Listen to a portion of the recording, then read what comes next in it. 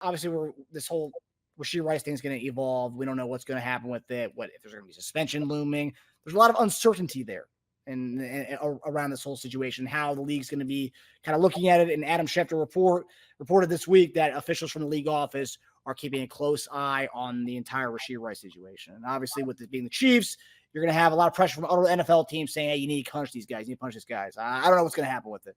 But so we've already brought in Hollywood Brown, and you and I have already said, even before this whole Rashee Rice situation, we should draft a receiver, make that a high priority in rounds 1 or 2 to get a receiver, and also sign a veteran. So you and I were already saying, hey, bring in one more young guy and bring in a veteran. But with this whole uncertainty surrounding this Rashee Rice situation, do you think the Chiefs would be wise to bring in at least 3 receivers between the draft and free agency, JD?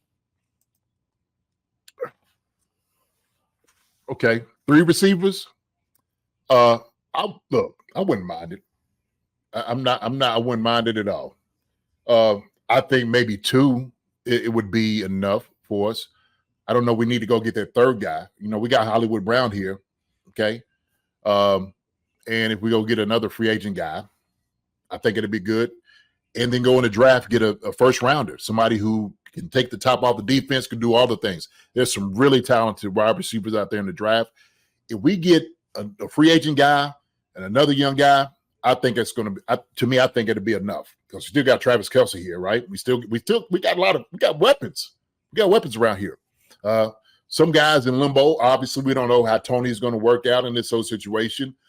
Same thing with Sky Moore in this. But we do know we have, Hollywood Brown. The whole thing up in the air with Rashee Rice, we don't know how that's going to shake out. We just don't. We don't know. Okay. But if you had to think worst case scenarios, how do you get prepared with this? Who do you bring in? Right. You could bring in 3. I think 2 is going to be enough for me. I think 2 is enough. Tyler Boyd is somebody that is a very talented guy. I like Tyler Boyd. I do. I think he fit well here. The question is, what is he going to want? What's going to be, the asking price? What is he looking for? That's always the thought process. You could even say, because everybody's bringing up OBJ, and then, everybody's bringing up all these different names and stuff. So you got to go get a young gun. I think this wide receiver draft is so deep, you could possibly get a guy in the 1st round and maybe, like, say, a 4th or something, right? And still get a capable guy. Because there's going to be a lot of those talented wide receivers that's going to fall, toward, the back end of things. But me first, Boyd's looking to get paid probably. Yeah, he's definitely looking to get paid. Definitely looking to get paid. At this point, though, I mean, most teams have already given out their bigger deals. I mean, like, at this point, JD, like, walk me through what players' minds. What are you guys thinking at this point? Like, okay, like at this point, I'm not going to get the money that I wanted initially when we first came into this, based on how a lot of money's dried up and teams are waiting to see what happens after the draft. But then also too, like, where do you prioritize winning and also being able to play for a good quarterback who can maybe up your value going into next year? And then plus with this Rice situation, if you're a receiver, like looking at that, like, oh man, like there might be a vacancy there for at least a good chunk of the season, and I won't be the number 2 or number 3 guy. I could possibly be maybe a number 1 for a time being for a little bit, which I wouldn't be if I went, say Carolina or something like that. Yeah. My thing is this: if you decide, if the draft, you're looking for your number 1 receiver, you're looking for a guy to come in and plug and play right now. Right? I mean, this is what you're looking for, okay? So Tyler Boyd and getting a contract with him and trying to, deal with, whatever you want to do in the mix and as far as with the draft, I mean, man, there's a lot of scenarios there. I mean, we could think up a lot of different ways and pathways to get different guys here and whatnot. Marcus, the way I look at it. But Tyler Boyd is like you said, maybe in different contracts. Tyler Boyd, how you thinking about him? What he's going to get paid? I don't know. That's all that's going in the room. What do you think he's worth? Let me ask you this: what do you think he's worth? What do you think he's looking for? What would you pay for him? What I would do. I mean, I think talent wise, I think Hollywood Brown's a more talented receiver than him. So for me, I wouldn't pay him more than what we were paying to Hollywood Brown. I would offer him pretty much the exact same contract we're offering Hollywood Brown, about 1 year, $11 million with incentives. I mean, that's where I would go with it. Okay. So we got 2 guys on the books for 1-year deals. Okay. Right. And I don't know if the Chiefs want to do that. I mean, you can. I mean, Hollywood Brown, and then get a guy for $6 million, 8 1-year deal. I would try to get a guy like, look, man, we won't do 1-year deals and learn another guy again. Let's try to get a guy for a number of years. So let's say you say Tyler Boyd, okay, and you say give him 3 years, $8 million each year, 24 years, whatever, right? Or 3 years, $30 million, okay, and you guarantee a certain amount of money there with it, right? As opposed to the 1 year, then you gone somewhere else. Would a guy sign that? I guess strategically, right? So let's say you do. Let's say, okay, talk about the 3 receiver spot, right? Because with the unknown with Rice. So let's say you do bring in the veteran, because you and I are both in agreement that we do need a veteran in this room. It's too young, especially with the stuff that's going on right now with kind of the inexperiences and the maturation of a lot of these young guys. You talk about, so you bring in a veteran. So let's say it is Tyler Boyd, and that is a 1-year deal. Then we talk about how deep this draft class is with a receiver. Then you say, okay, we go round 1 receiver and we go round 4 receiver, because it's going to be such a deep draft class. You'll be able to find in any other draft a 2nd round, 3rd round talent, but in round 4 or 5 this year. Then you draft 2 guys. And then so when the offseason comes, we could say, okay, and let's say those 2 guys hit. Obviously, we got to see if they hit. Mm-hmm. Those two 1-year guys are off the books. Then you have these other guys who become sophomore receivers, and you have 2 guys from this draft class. So I guess that's why I would say the 1-year deal route. Obviously, that's also what Veach loves, is the 1-year guys who are going to accept a 1-year, $3 million deal or something. But then, you spend the draft capital on 2 young guys, and then in this process, Rashee Rice becomes a 3rd-year receiver, and you have 1 more year of Sky Moore, and who knows how long we have with Tony. So you still leave yourself in a position not having a veteran guy the following season. Exactly. Right. Which I think you need a guy that's going to be there to grow with those young receivers. I think that if you're going to do that, get somebody who's going to be there. That's why I said, instead of just giving these one year deals, try to find a way to keep him here, at least 2 or 3, maybe in your career here. Maybe a big, screw you to the Bengals, like, oh, you see Tyler Boyd over doing you in, right? Shoot. So I like to sign him to a long-term deal, 3-year. Shoot, maybe giving him maybe 11 million, because in the 3rd year, it's going to, we're going to get more money back. You know what I'm saying? The cap's going to go up. It'll look like a great deal after the 3rd year that you have it. Okay. I don't know. Do you think he's more talented receiver than Tyler Boyd? I guess Tyler Boyd, do you think he's more talented receiver than Hollywood Brown? I think they have different games. Right. Yeah.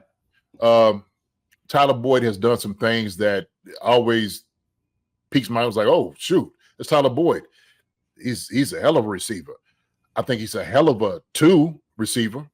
You know what I'm saying? I think it mixes in where, Tyler Boyd, you've seen him make plays and he's, in his games. I'm just looking right here, man. So he had his best year was 90 receptions in 2019. Okay. Year after that, he had 79, 67, 58, 67. Obviously, with what's the name of coming in, T. Higgs. Changes things, right? But he was a capable wide receiver. We see that, 90, 79. Come on. So we know we can do it. We know that we can do it. That's why I said, if you get a young guy, right? And I know somebody said Leggett. Yeah, I see him, man. He's a Power Ranger. Okay. Big dude, catching the ball well, right? I think bringing 3 guys to me is like it's overkill. That's how I feel. Because you get another crowded wide receiver room is what you do. Unless you're going to have a legit shot of saying these guys are going to play. Like we're bringing guys to come in and play, not getting bodies. We're getting guys here to play. And you still have to wonder about what are you going to do with Tony? How is that going to work out? Sky Moore, the same thing with him. You still got Justin Watson on the payroll. It start becoming a crowded room, man. Well, it would tell you that they're not satisfied with what's in the room. If that is the case, they do go 3 receivers, and it also tells you how much they love this receiver draft class.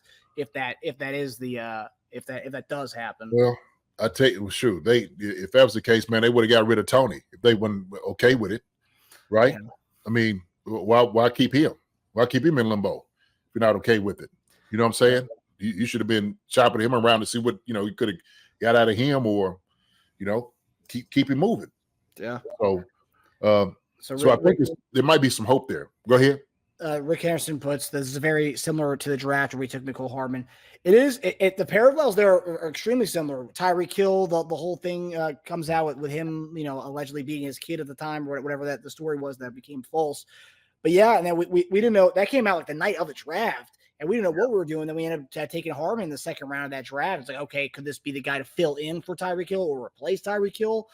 I mean, yeah, it was very, very similar to what's going on here as far as the unknowns. And hopefully in 3 weeks' time, we have some kind of, a little bit clearer. We know clearer about what's going on with this Rashee Rice situation. So like they can go in this draft, not blind. They can go into it and see what's, what they need to do and how long Rashee Rice is going to be out. Because does that change things, JD? So I know we're hypothetical. So let's say Rashee Rice, they say, half a season, and NFL steps in half a season. Does that make you as a GM? Does that make you change the way you kind of go into this draft? No, I still want to get 2 guys. 2 guys to me is going to be enough. You got Hollywood Brown. You only got one football. You got Pacheco's going to get the ball. You got Hollywood Brown's going to get the ball. You got Travis Kelce going to get the football. Let's say T. Higgins and your first rounder. That's enough for me for the ball to go around. You don't need nobody else. And then you got Tony over on the side. That will our wide receiver room is going to be legitimately better than what it was last year.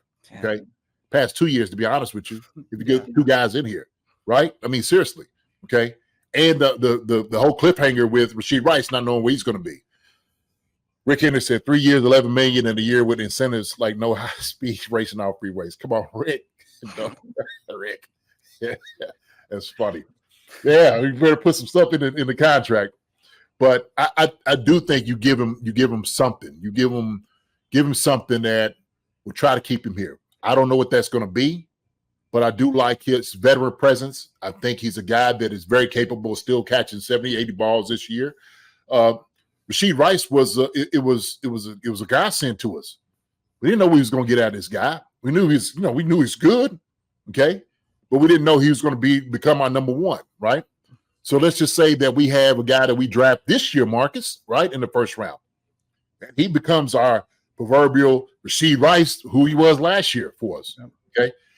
I would say that some of the receivers that's coming out in the draft are just as good as Rashee Rice, if not better. Absolutely. There are some that's better than Rashee Rice, at least from what we've seen as far as, the context of athletic ability, all those different things in college. So I think we can definitely get a guy in the draft, man, that can give us the type of productivity that we got out of Rashee Rice. We didn't get another guy here. Just to go back to the Tyler Boyd thing, how would you see Tyler Boyd fitting? Let's say Rice is back, Hollywood Brown's there, and Kelce. How would Tyler Boyd fit into this offense? Would it be like a Juju type fit? Would that be kind of the role he would play? Yeah, I think so. I think he's a guy that you could probably play both positions, to be honest with you. You can move him in and out. He's just that other guy that if you're trying to cover your other two guys, Tyler Boyd's going to cook you up. He's the one that you didn't account for, right? That's what I'm saying. So if you get a guy like him here, then how are you going to stop him? So he's legitimate, like 1 or 2 during that time. He comes in, Rashee Rice is down for us.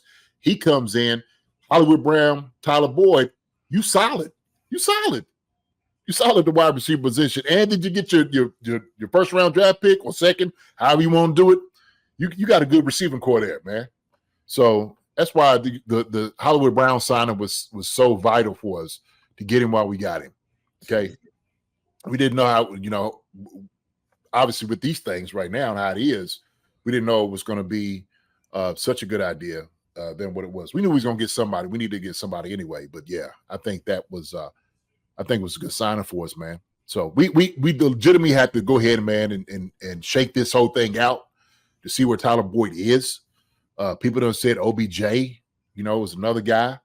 But I like people are sitting there saying in the chat, you definitely got to go one or two wide receiver O-line if you're doing that. But wide receivers got to be one of your top priorities, no doubt about it. Okay.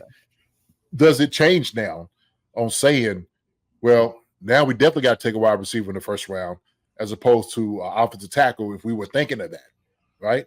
If we're moving up, who are we going to get? So there's a lot of questions there. Too. Yeah. I think at the end of the day, we still agree on that. Wide receiver is as much of a priority as it was before this Rashee Rice incident. Mm-hmm. Yeah, absolutely. And if you don't get a guy in free agency, then I say that you go get, definitely two guys. Yeah, no doubt. Mm-hmm. Especially as good as this draft is. Oh yeah. And I was doing some research. Brandon Rice, who I'm huge on, Jerry Rice's kid, also represented by Rashee Rice's agent, which is funny. He's big on Rice guys, I guess. He likes Rice. He likes Rice, yeah. I don't blame him. Hi, everybody. Thanks for watching. Subscribe here to get the latest from the show. Also, be sure to check out the best clips from Chief Concerns. And if you prefer to listen to the show, subscribe and follow us on Apple Podcasts, Spotify, and anywhere else you get your podcasts.